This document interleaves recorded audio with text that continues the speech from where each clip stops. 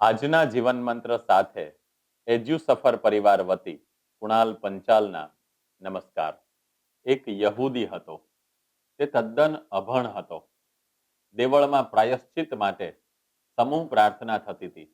ત્યાં તે બધાની સાથે બેસી જતો દરરોજ આવીને.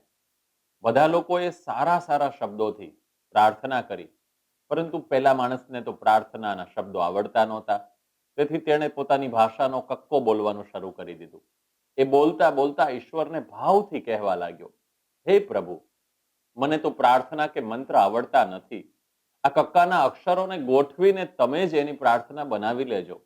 હું તમારો સાચા હૃદયથી સેવક છું, માટે મારી પ્રાર્થના તમારા સુધી પહોંચે એનો કંઈક કરશો. બીજા દિવસે સમૂહ પ્રાર્થના થઈ ત્યારે ધર્મગુરુ રબીએ એ યહૂદીને આગલી હરોળમાં બેસાડ્યો. આ જોઈને કેટલાક લોકોએ નારાજગી વ્યક્ત કરી, વાંધો ઉઠાવ્યો અને કહ્યું કે આને તો પ્રાર્થનાનો એક શબ્દ પણ બોલતા આવડતો નથી અને તમે એને આગળ બેસાડો છો.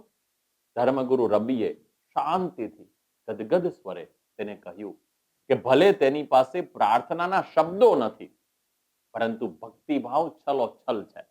મિત્રો, ભક્તિમાં શબ્દો કરતા ભાવનું મહત્વ વધારે છે. રબ્બીનું સાંભળીને પેલો વાંધો ઉઠાવનાર ચૂપ થઈ ગયો. મિત્રો, પ્રાર્થના અંતરનો અવાજ છે. તે ભાવ વડે જ ભગવાન સુધી પહોંચે છે. કેવળ શબ્દો તો શુષ્ક ગણાય છે. આપનો સમય શુભ રહે, સૌનું શુભ થાઓ.